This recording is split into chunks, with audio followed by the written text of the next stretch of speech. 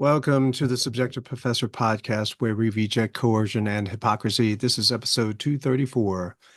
Teach me who to hate or learn to resolve problems. Not to beat a dead horse, but I have been talking about race a bit and also some memories from class. But I was listening to the vitriol of the Democrats because that's all they've got, right? Vote for us because, well, all those other people over there are really bad. So the other side, they're fascists, they're Nazis, they're racist, they're garbage, they're authoritarians, they're liars, they're felons, etc., etc., etc. We already talked about projection, how basically uh, projection is unfettered hypocrisy. That is, they can see certain crimes in others or the hints of certain crimes in others, but not in themselves. And so clearly, all of these accusations that they're throwing on people who are not jumping the Harris bandwagon, they're projecting onto others the very things that they are doing themselves. Especially, it's kind of funny when they say, oh, if Trump wins, he's going to go after all of his political enemies. And it's so crazy because that's what they've been doing to him for at least 3.5 years, much, much longer, and we know that. So it's just kind of interesting. Also, you begin to see all the moves people are making on either side of the aisle in preparation of election fraud. This is going to be so nuts. You can go to certainly less technologically advanced countries and they can give you the election results same day. So what is going on over here? So clearly, to delay the reporting is to allow for shenanigans, to allow for doubt, to allow for adding votes, perhaps. So all of this phenomena reminded me of people who, initially not knowing anything about me or how I would teach the class, and they would sign up for my class and show up expecting me to teach them who they're supposed to hate, right? Uh, I've talked about this before, I am sure, because this was so common with a lot of the race classes that you would hear, especially those that are required by the university.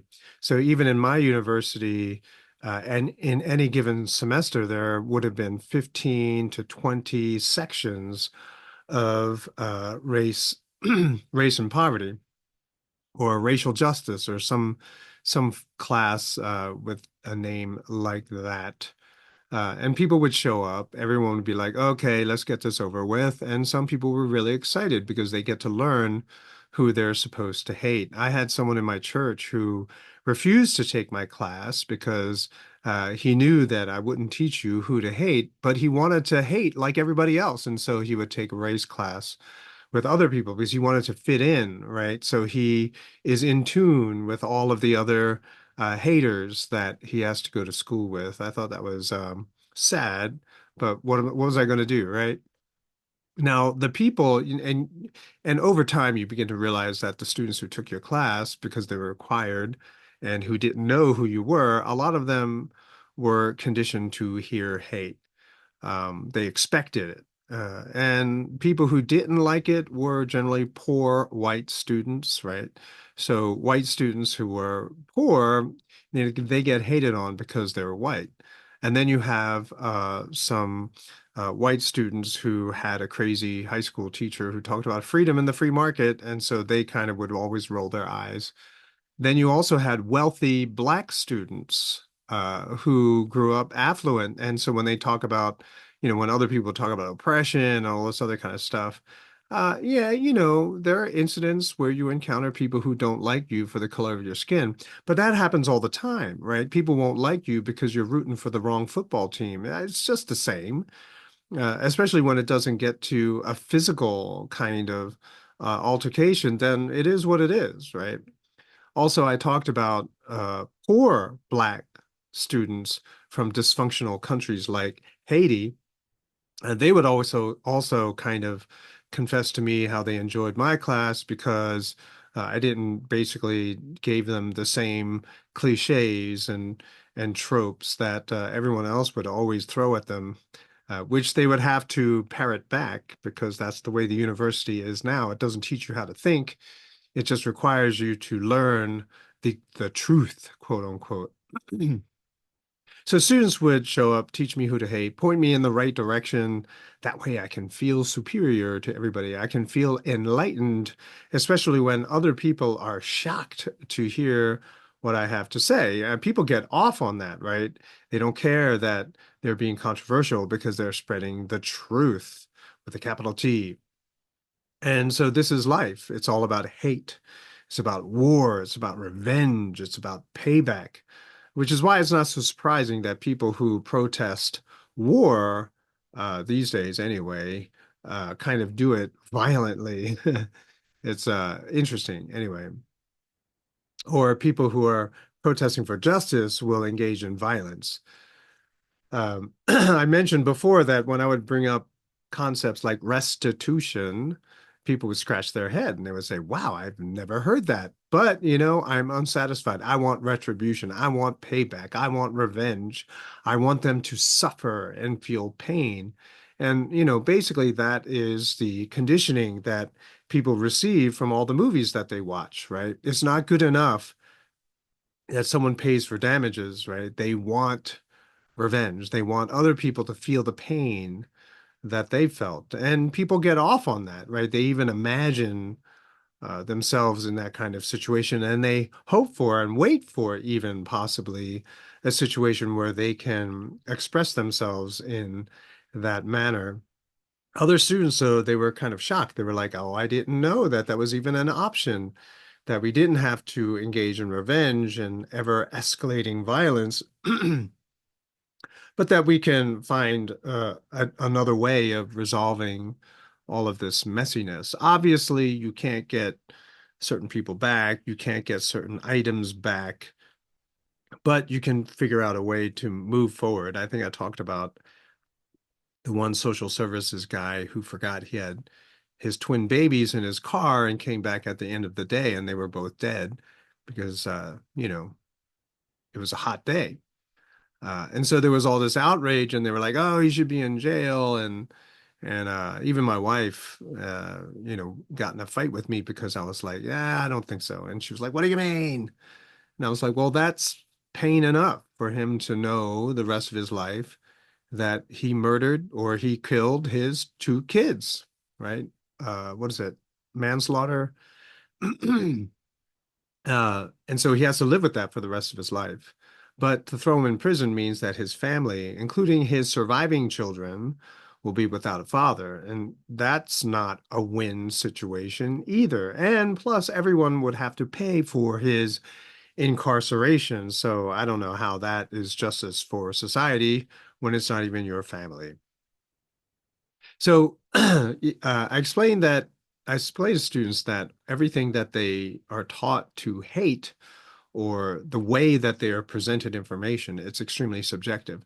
And so depending on your subjectivity, you're going to see a different truth. Maybe you'll see the same truth, but most likely, especially those groups that I mentioned above, they're pretty much not going to see eye to eye with everything that they're hearing in the classroom because their personal experience does not jive with, does not match, line up with what they're hearing in class. But they're not going to say anything because, of course, if they do try to say anything, then they get a lot of shade, right? They get a lot of negativity from other students and also from the teacher.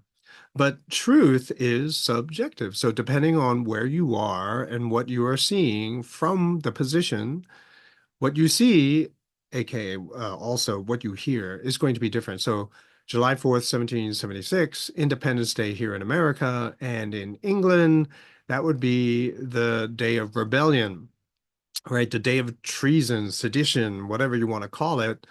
But it definitely is not Independence Day. So facts are fluid, right? There is such a thing as alternate truth, right? Because your perspective, your subjectivity is going to be different. And so what you're seeing is going to be different. So people always try to refute that very basic statement. They'll say, well, Harrisburg is the capital of Pennsylvania, right? And I'll say, well, 300 years ago, no one would know what you're talking about.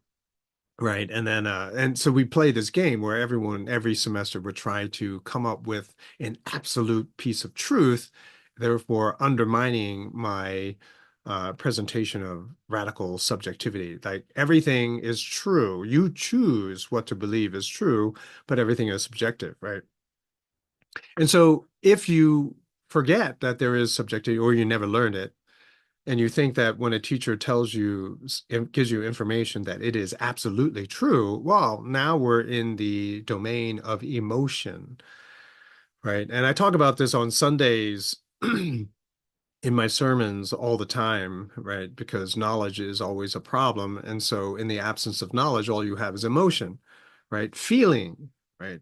Feeling is just, you know, there's no knowledge behind feeling, right? If you once you become more informed, then your emotions potentially change a lot, in fact, right? So instead of engaging in the kind of exercises that we see in the university, right, where it's easy to manipulate, heavily government school socialized students, right? So you just manipulate their emotions, and it becomes simply point and shoot, right? Look at those evil people over there, right? Remember, it's okay to punch a Nazi, and those people over there are Nazis. Oh, really?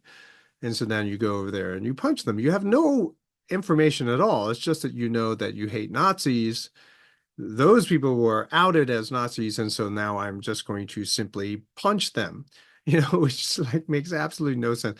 And I mentioned this before, but I had students who were like all about punching Nazis. And then when I explained that Nazis, like socialists, were closer to Nazis than individuals, they were dumbfounded, right? They were like, "Should I be punching myself?" It was hilarious. But anyway, uh, babies do emotion, right? Because they don't have any knowledge, so they can't even talk. They can't articulate. They know they're hungry. They know something hurts. And so all they do is cry because they can't communicate. Most students today, they accept that subjectivity, that subjective truth, that very, very biased, narrow, one-sided presentation of information, and they never ask questions, right? It's just like, I hear the reason to hate, and there's nothing else, right? There is nothing else, right? There is no other side of the story. But, it breaks down so easily if you just mention it, right? So I'll bring up relationships. You're in a serious relationship, you're in a fight, you drag a unwitting third party in, and you say, wow, that person did this to me. Oh, wow, that sucks. And then you hear the other side, like, oh, whoa, that sucks. So whose side are you going to take? Like when you only hear one side of the story, it's very easy to take someone's side. But once you take in all the information, you realize there's a lot of wrong to go around. There's a lot of blame to go around. But logic, using a systematic way of thinking based on knowledge and then exercising judgment, consideration of consequences, exercise of care, that's hard, right? Emotion becomes the temptation, right? Oh, why do I have to do all this thinking when I can just simply react with my emotion, right? And that generally is the tension. Like, are you going to put in the time to learn method, to learn critical thinking, real critical thinking, not the Marxist fake critical thinking, but learn uh, hard information, which is also subjective. But if you are learning, then you're hearing it from multiple perspectives, multiple different approaches on the same topic. And then you realize it's not so easy to come to a conclusion, at least to come to the wrong conclusion anyway. By using logic, then you automatically have to consider others and their subjectivity. So I'll give you a couple examples.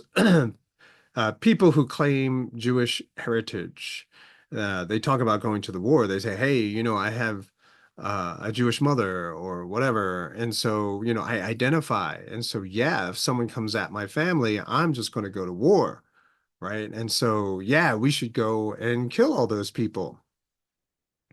But what about the other side? I mean, what if a Palestinian lost a child? How do you think they would act? Are they allowed to react in the same way that you just did? And if you posit and entertain the reality that yes, yes, they would have the same reaction if their child died, which would explain a lot of unforgiving animosity on the other side, well, then you see you're at an impasse, right? And the tipping point for a lot of people is, well, I'm stronger than you, so that's why you have to bow down before me. And that just doesn't fly in the face of justice. Now you're basically saying might makes right. And in other words, bullying is should be encouraged, right? Bullies in schools should be rewarded for the service that they provide schools, for the lessons that they give to all of the other students. Of course not. That's not how it works, right? So then you got to dig a little bit further. So then why all of this tension? And how far you dig and which direction you dig is totally up to you. But for me, it seems like real estate is a big source of contention.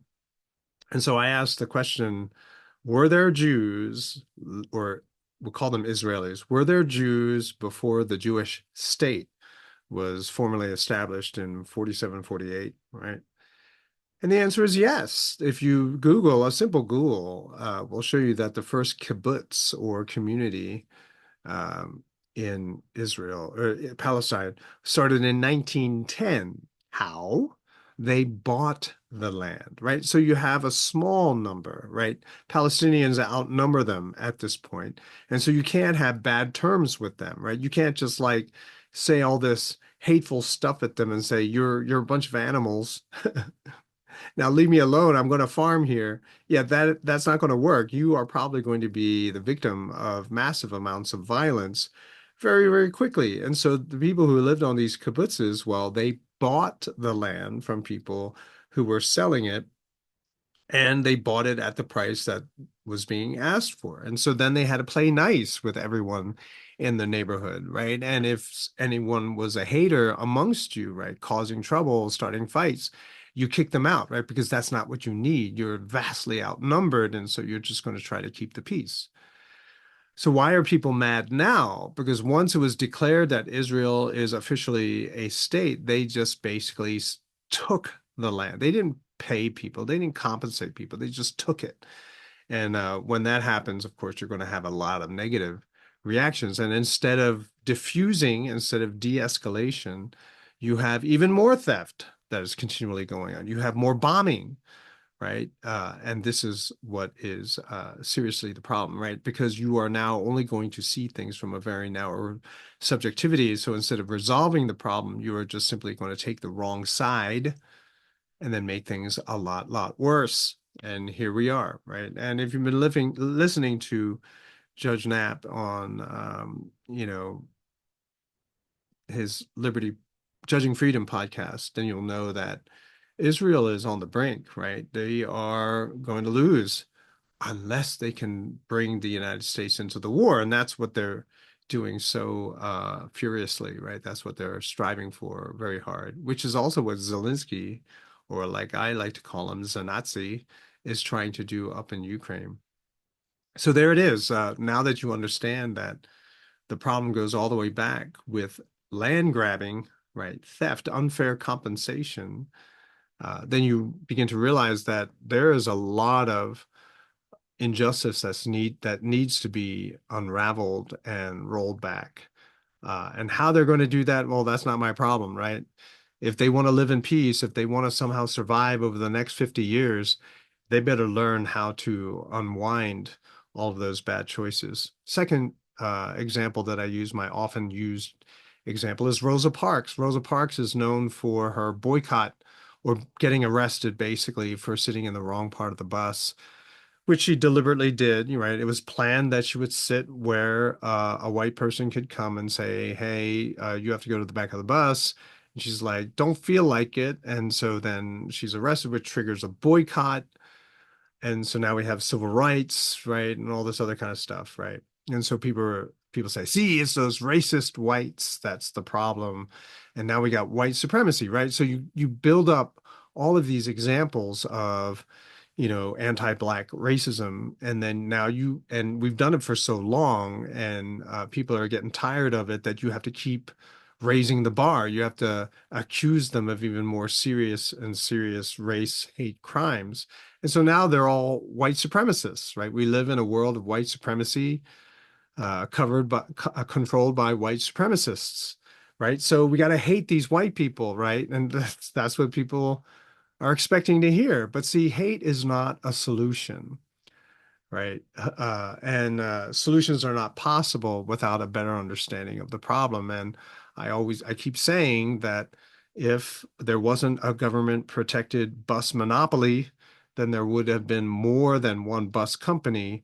Certainly, if that one bus company that was dominant all of a sudden started instituting that policy, then a smaller bus company would simply just suddenly explode in popularity, right? So hating, just playing on your emotions, doesn't get you close to the solution of a problem. Rather, it just intensifies the problem. It makes the problem worse. All of the emotions also veils and shrouds and covers and hides all of the other subjectivities, all of the other ways of looking at the same situation to try to find an alternative, right? So most situations that we hear today in the context of social justice, you begin to realize is actually a problem caused by government. And so if you ignore that and you say, but this is the problem, it's those racist people, and we got to do something, we got to legislate more regulations to control all this anti-Black hate, well, you know, then you have even more regulations. So the problem gets a lot worse, but the problems are never survived. If there was no monopoly, then a new business that doesn't discriminate against colored people would explode, and the original bus company would lose all of its business. And if they made a big capital investment before all this happened, then of course they would go bankrupt. But that original company would have known this. Without government regulatory protection, competition would have been allowed. And so they would know that they would lose all their business. And so therefore they never would have had that rule in the first place, right? And so no one would ever know who Rosa Parks was. Something to think about, right? But some people want their heroes. I would rather have peace, right? So once you understand this situation, then maybe it's not actually a problem, but it's probably more likely a situation caused by a third party. And in most cases, it's the government, right? Some regulation criminalizes alternatives and leaves you with impossible situations, situations which doing more of it will only increase the animosity and bad feeling between different people. So the haters and the hate teachers are actually acting on behalf of the state. They're communists, right?